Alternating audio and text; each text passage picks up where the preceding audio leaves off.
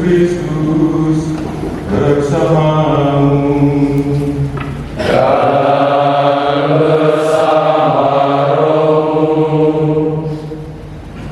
Pastor dan adik seminaris, selamat pagi. Pagi hari ini kami memenuhi bakti imam seminar ini untuk merayakan hari istimewa bersama dengan seluruh gereja. Karena hari ini gereja merayakan bertobatnya Santo Paulus. Juga pada saat yang sama pada tanggal 25 Januari Pak Direktur SPC juga merayakan bertobatnya, termasuk saya dan Pastor Julius Malik. Karena 25 tahun yang lalu kami bertobat dari seperti para seminaris, lalu dihabiskan menjadi imam 22 tahun yang lalu. Apa yang terjadi dalam perjalanan waktu menjawab panggilan Tuhan dan melakukan seperti nanti kita akan dengarkan dalam bacaan-bacaan hari ini. Santo Paulus sesudah ia menyatakan diri untuk menjawab panggilan Tuhan menjadi rasulnya, ia berusaha sedemikian rupa sehingga ia menjadi rasul melaksanakan perintah Yesus mewartakan Injil. 22 tahun kami menjadi imam, kecil-kecilan juga sudah berusaha seperti Santo Paulus menjadi rasul di tengah-tengah umat, khususnya di Keuskupan Agung Makassar ini. Mari para pastor dan adik seminaris kita rayakan Ekaristi kita pagi hari ini sebagai ungkapan syukur atas panggilan Tuhan, atas berkenannya Tuhan mengajak kita sekalian untuk terlibat dalam karya agung, karya suci mewartakan Injil Kerajaan Allah. Untuk itu, mari kita siapkan hati untuk Ekaristi Kudus kita pagi hari ini.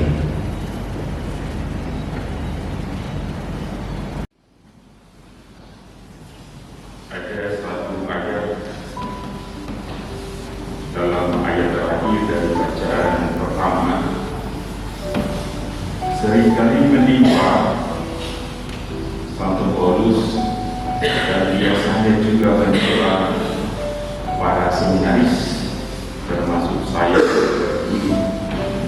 Terakhir kali dikisahkan bahwa ketika Santo Paulus di rumah Ananias, ia masih ragu. Apakah benar ia berjumpa dengan Yesus mengajak dia untuk menjadi pewarta atau tidak? Maka Ananias ketika sedang kepada Paulus, mengapa engkau masih ragu-ragu? Tuhan memang memanggil aku, kata Ananias. Para seminaris juga biasanya para frater juga di tempat saya seringkali seperti itu. Dan kami juga dulu ketika masih seminaris seperti Anda seringkali juga seperti itu, ragu. Pilihan untuk mengikuti panggilan Tuhan para seminaris terkasih selalu dijalani hari demi hari dalam proses untuk meyakinkan diri bahwa Tuhan benar-benar memanggil saya. Itu yang kita lakukan selama bertahun-tahun di seminar. Saya 22 tahun habisan imam, 14 tahun habis di seminar, 6 tahun di Tor, dan sekarang sudah 8 tahun lebih di Andi Mandiri. Dulu waktu saya seminaris, Pastor Herman itu adalah staf di sini. Waktu saya frater, Pastor William Gaya itu adalah staf di seminar di Andi Mandiri. Waktu saya di tahun Rohani, Pastor Hendrik Sunggung, Pastor Petrus Riba, ini adalah seminar saya di tahun Rohani dulu.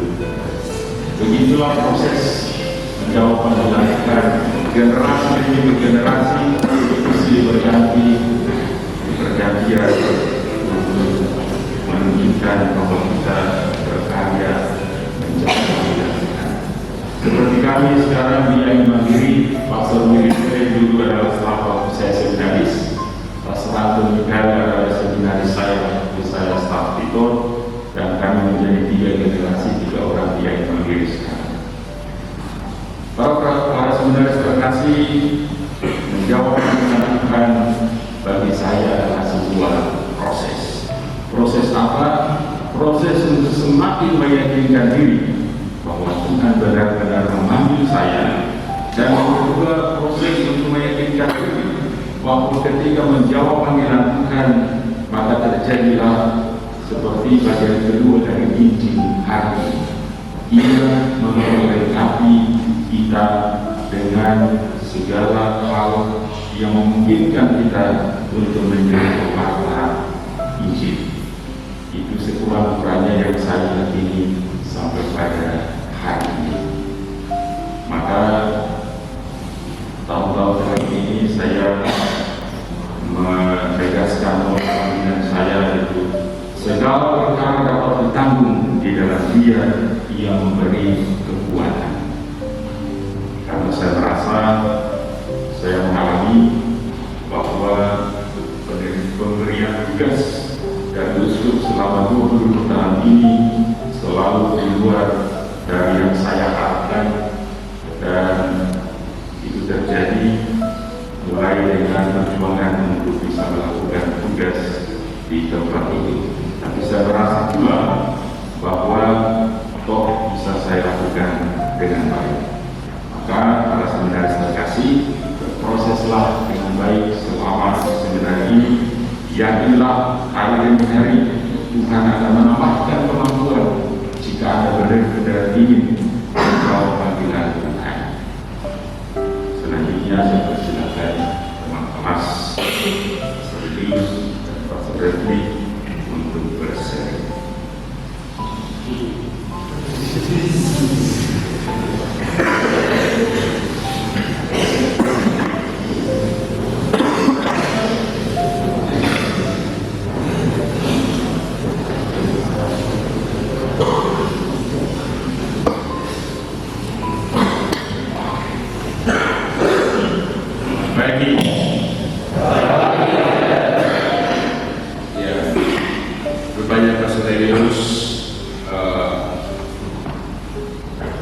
Tidak mau berkata-kata,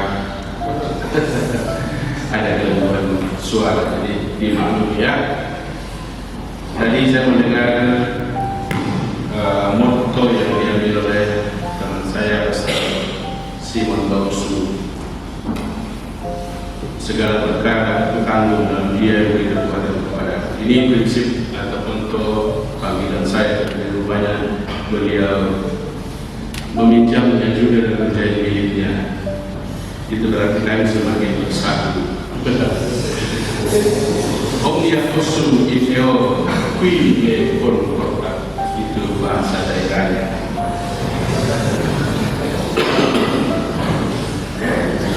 Teman-teman pastor, khususnya 2 guru kami dulu, Pastor Herman dan Pastor Ilom, serta dengan formator yang adik dan murid ada sebenarnya semuanya dan karyawan.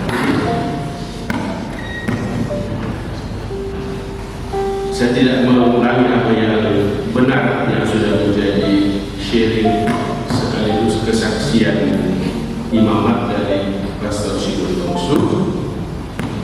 Saya menambahkan hal lain yang saya sendiri temukan, hayati dan rasakan dalam panggilan khusus imam ini. Benarlah apa yang banyak orang tahu dan sering katakan, apa yang kita tahu itu yang kita tuai. Artinya apa yang saya perjuangkan atau apa yang saya coba kembangkan pada masa formasi seperti kalian dulu, sampai di seminari tinggi, itu juga yang akan mewarnai hari-hari imamat. Banyak orang atau Bapak Uskup sering mengatakan kehabisan imamat tidak merubah apa-apa, tidak mengubah kemanusiaan kita menjadi seperti malaikat. Kehabisan imamat hanya memberi sebuah tanggung jawab suci, tetapi apa yang akan kita lakukan sesungguhnya dibentuk dari sejak seminaris. Jadi kalau sejak seminaris saya mulai malas-malas, itu pasti jadi pastor itu akan juga kelihatan seperti itu. Kalau saya tidak tertib pada masa formasi dan seminari menengah atau seminari tinggi, itu juga yang akan kelihatan pada saat saya menjadi pastor. Itu yang pertama, apa yang kita tabur itu yang akan kita tuai. Sekaligus menjadi sharing dulu para seminaris sekalian, mengapa kami para formator seringkali bersikeras untuk membentuk kajian, karena itu yang kami rasakan. Apa yang negatif yang terbina atau yang dibiasakan sejak formasi itu juga yang akan terus. Hal yang kedua, dalam proses perjalanan imamat, saya akhirnya tuh menemukan bahwa saya bukan apa-apa. Justru di dalam proses menghayati imamat itu sungguh-sungguh kelihatan sisi kemanusiaan yang begitu rapuh dan lemah. Apa yang menjadi kekuatan? Pertama tentu saja hidup doa. Itu kekuatan pertama, bertekun di dalam doa. Lalu yang kedua, kekuatan yang kedua adalah dukungan dari rekan-rekan imam.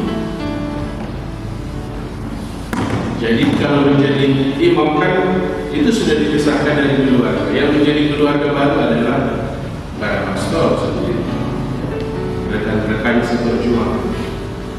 Seperti yang kita lihat di seminar ini, yang suka menyendiri, yang suka berjuang sendiri, tidak. Itu susah untuk jadi pastor nanti, karena kalau jadi pastor menjadi orang kesepian. Karena tidak punya rekan, yang suka menyombongkan diri itu akan dihindari orang. Yang suka karena menyepi, ya itu siapa lagi? Kalau sudah jadi pastor, bagaimana mau menjadi bahagia? Tidak bisa. Harus membuka diri dengan orang lain dan senang untuk berkomunitas. Itu kekuatan kedua. Kekuatan ketiga, keluarga bersama umat.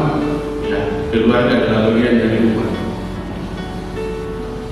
Umat yang begitu memperhatikan, begitu mengasihi, mendukung dalam banyak cara.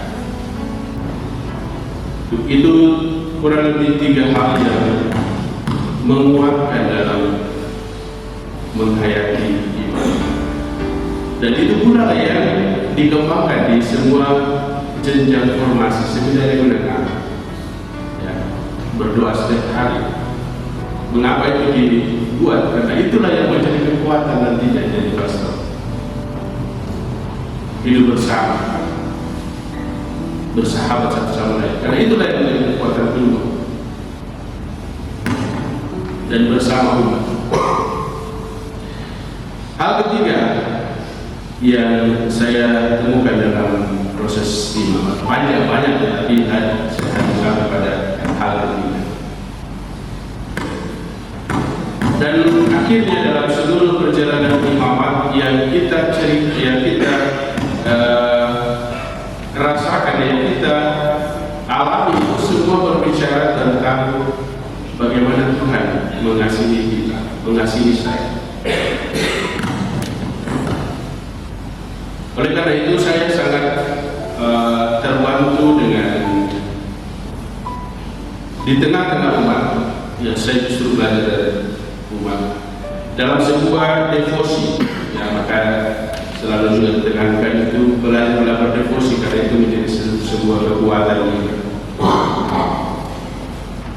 Saya menemukan diri yang khususnya makna imamat itu di dalam sebuah devosi yang disebut devosi kerahiman ilahi. Karena di situ sungguh-sungguh saya menyadari dan melihat diri saya yang tidak dapat bercerita apa kecuali tentang kebaikan-kebaikan Tuhan. Seperti yang ditegaskan oleh teman kelas tadi melalui sebuah motto, segala perkara dapat ditanggung di dalam Dia yang memberi kekuatan kepada.